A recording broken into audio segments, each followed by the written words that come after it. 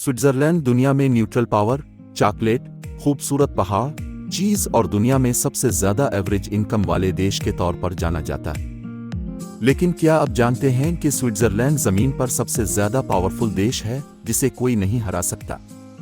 ये सब अभी नहीं हुआ बल्कि सदियों से ऐसा ही है। बहुत लंबे अरसे से किसी दूसरे देश ने स्विट्जरलैंड पर कब्जा करने और इसे हासिल करने की हिम्मत नहीं की। ना फ्रेंच ने, ना इटालियन ने और ना ही हिटलर ने स्विट्जरलैंड के साथ छेड़छाड़ करने की हिम्मत की। आखिर ऐसा क्यों है? मेडिटेरेनियन और लेक कॉन्स्टेंस के बीच एक छोटे से देश के बारे में इतना खौफनाक किया है कि ये सदियों से किसी लड़ाई में नहीं पड़ा। आज गुड टू नो की इस वीडियो में हम देखेंगे कि कोई भी देश स्विट्जरलैंड के साथ लड़ाई क्यों नहीं चाहता। तो स्विट्जरलैंड के पीछे क्या ताकत है? ये खुद स्विस लोग भी नहीं है, क्योंकि स्विस फौज के पास लगभग 1,50,000 फौजी हैं, जो यूरोप की इतनी बड़ी आर्मी नहीं है। और स्विट्जरलैंड की अपनी पॉपुलेशन भी बहुत थोड़ी सी है। स्विट्जरलैंड एक यकीनन बहुत बड़ी ताकत नहीं था, खास तौर पर सेकेंड वर्ल्ड वॉर के समय जर्मनी के खिलाफ। स्विट्जरलैंड के इतने ताकतवर होने की असल वजह यह है कि इस देश के पास एक खुफिया बम हथियार है, जो कि एटम बम नहीं है, क्योंकि जैसा कि हम सब जानते हैं स्विट्जरलैंड न्यूक्लियर पावर नहीं है। इसके बावजूद उनके पास काफी ज्यादा बम हैं। इस पूरी कहानी में भी एक कैच है। जंग की कंडीशन में स्विस इन बमों को दुश्मन के खिलाफ नहीं बल्कि अपने खिलाफ इस्तेमाल करेंगे।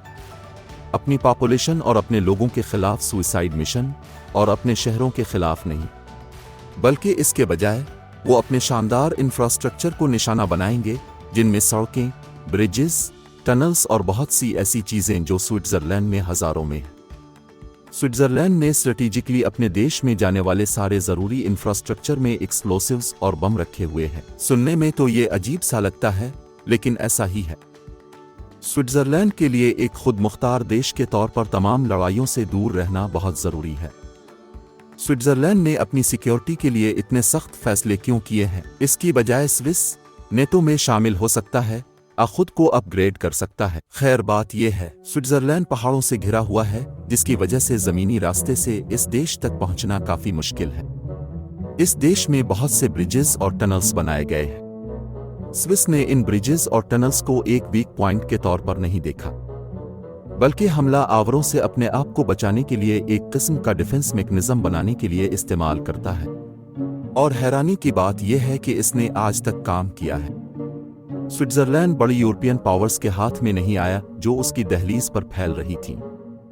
स्विट्जरलैंड को हासिल करने की बजाय पड़ोसी देशों ने इसे बफर जोन के तौर पर देखा। उन्होंने सोचा कि यूरोपियन पावर्स के दरमियान रुकावट का काम करने के लिए एक न्यूट्रल कौम का होना अक्लमंदी होगी। इस तरह स्विट्जरलैंड एक बफर जोन बन गया और तब से यूरोप के दिल में एक न्यूट्रल पावर बना हुआ है। वैसे ये हकीकत कि स्विट्जरलैंड न्यूट्रल है कोई कम नहीं है, लेकिन इसके मुखालिफ कुछ लोगों का मानना है कि ये शायद इससे भी ज्यादा न्यूट्रल हो सकता है। ये ना तो नेटो का हिस्सा है और ना ही यूरोपीय यूनियन का। स्विट्जरलैंड केवल 21 साल पहले यूनाइटेड नेशन में शामिल हुआ है। स्विट्जरलैंड अपनी शानदार मिलिट्री हिस्ट्री के होते हुए भी अपनी फौज जंग में भेजने से मना करता है।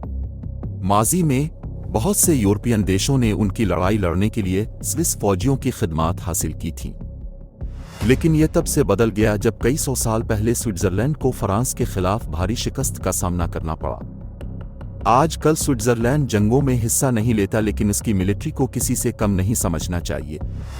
जैसा कि पहले ही बताया गया है, स्विट्जरलैंड के पास भी बड़ी फौज है, जिसमें लगभग 1,50,000 प्रोफेशनल फौजी हैं। स्विस पॉलिसी के मुताबिक इमरजेंसी में वो अपनी पॉपुलेशन से 7 लाख एक्स्ट्रा मर्दों को भर्ती कर सकते हैं। स्विट्जरलैंड के बारे में एक इंटरेस्टिंग फैक्ट ये भी है कि 2007 तक हर स्विस जिसने मिलिट्री सर्विस ट्रेनिंग पूरी की थी, उसे अपना सारा सामान पास रखने की इजाज़त थी, जिसमें यूनिफॉर्म, असॉल्ट राइफल्स और एमुनिशन शामिल था। इसमें से कुछ सामान आज भी स्विस घरों के तहखानों में पड़ा हुआ मिलेगा। पुरस्कार राज ना सिर्फ स्विस बेसमेंट में छुपे हुए हैं, बल्कि जैसा कि पहले ही बताया गया है, स्विस पहाड़ों में भी है। स्विट्जरलैंड के सेंटर में एक पहाड़ में छुपा हुआ एक सीक्रेट एयरफोर्स बेस है। कई F/A-18 हार्नेट फाइटर जेट वहां रखे गए हैं, जो स्विट्जरलैंड पर बमबारी करने की कोशिश करने वाले किसी भी दुश्मन पर अचानक हमला करने के लिए तैयार हैं। जैसा कि अपने शायद आखिरी शब्दों से सुना होगा, इस एयरबेस की ठीक लोकेशन एक टॉप सीक्रेट है। हम सिर्फ इतना जानते हैं कि यह वाकई मौजूद है क्योंकि स्विस फौजियों ने सोशल मीडिया पर उसके बारे में बताया था। इसके बाद स्विट्जरलैंड मिलिट्री ने इन पोस्टों को डिलीट कर दिया था। लेकिन इस बात को रद्द नहीं किया जा सकता कि स्विट्जरलैंड में ऐसे कई खुफिया एयरबेस मौजूद हैं। जर्मनी के थर्ड राइक के ज़माने में स्विट्जरलैंड में लोगों ने उन हमलों से बचने के लिए महफूज जगह पर पीछे हटने की ज़रूरत को समझा, क्योंकि स्विट्जरलैंड की ज़्यादा पॉपुलेशन फ्लैट और कमज़ोर इलाकों में रहती थी। इसलिए वो पहाड़ों की तरफ पीछे चले गए और वहां बंकर और सुरंगें बनाए। ये डिफेंस के लिए बनाए जाने वाले बंकर्स और टनल्स कभी इस्तेमाल नहीं किए गए थे, लेकिन अब ये मुख्तलिफ चीज़ों के लिए इस्तेमाल किए जाते हैं। मिसाल के तौर पर इनमें से कुछ बंकर्स को चीज़ पकाने वाले कमरों, होटलों और हाईटेक डेटा सेंटर्स में बदल दिया गया है, जहां बहुत सेंसिटिव इंफॉर्मेशन को रखा जाता। केवल स्विस अल्प्स में ही बंकर नहीं बनाए गए थे। एक लंबे अरसे से स्विट्जरलैंड में ये लीगल रिक्वायरमेंट थी कि हर घर में एक बंकर होना चाहिए जिसमें तमाम घर वालों को ठहराया जा सके। ये कानून अब नहीं है, लेकिन उसके ख़त्म करने के साथ ही ये शर्त रखी गई थी कि हर रिहायशी को अपने घर से महफूज जगह तक फौरी पहुंच होनी चाहिए। अब आपको तो अपनी बेसमेंट में बम प्रूफ बंकर की ज़रूरत है, या फिर आप कम्यूनल बंकर तक पहुंच रखने के लिए अलग से पे करें। ये बंकर अब शराब और ज़रूरी सामान को महफूज करने के लिए स्टोरेज रूम के तौर पर इस्तेमाल होते हैं।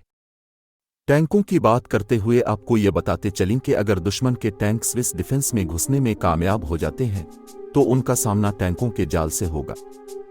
ये फंदे कंक्रीट के ब्लॉक्स की बड़ी लाइनें हैं जिन्हें खास तौर पर टैंकों को बंद करने के लिए डिजाइन किया गया है। उनके अलावा स्टोर में और भी सरप्राइजेस हैं जो घुसने वालों का इंतजार कर रहे होंगे। मिसाल के तौर पर कुछ लीक्स पर ऐसे घर बनाए गए हैं जिनमें तोपें छुपा के रखी गई है। इन तोपों को इस तरह से रखा गया है कि डिफेंस की सूरत में वो दुश्मन के टैंकों को रास्ते से हटा सकें।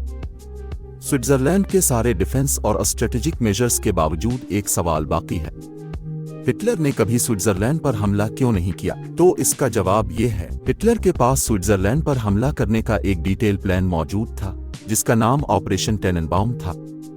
इस बारे में इतिहासकार और मिलिट्री रिसर्चर के मुख्तलिफ पॉइंट ऑफ व्यू हैं। कुछ लोग दलील देते हैं कि यह स्विस अल्प्स में स्विस मिलिट्री और स्ट्रेटेजिक लोकेशन थी जिसने हिटलर को रोका, तो दूसरी तरफ स्विट्जरलैंड और नाजी जर्मनी के दरमियान कोऑपरेशन ने भी हिटलर के लिए जरूरी था।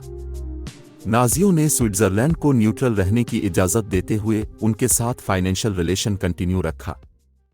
इसके अलावा कुछ लोगों का कहना है कि सेकेंड वर्ल्ड वॉर के समय जर्मनी पहले ही अपनी रशियन कैंपेन के साथ काफ़ी मुश्किलात का सामना कर रहा था। वो अपने रिसोर्सेज को स्विट्जरलैंड पर हमला करके बांटना नहीं चाहता था।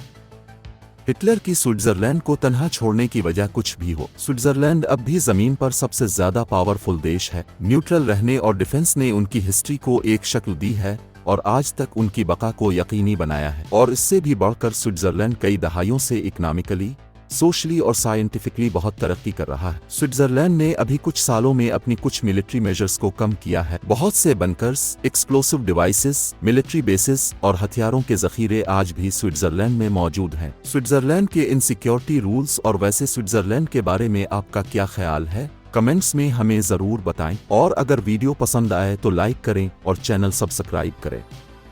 फिर मिलते हैं यहीं गुड टू नो पे।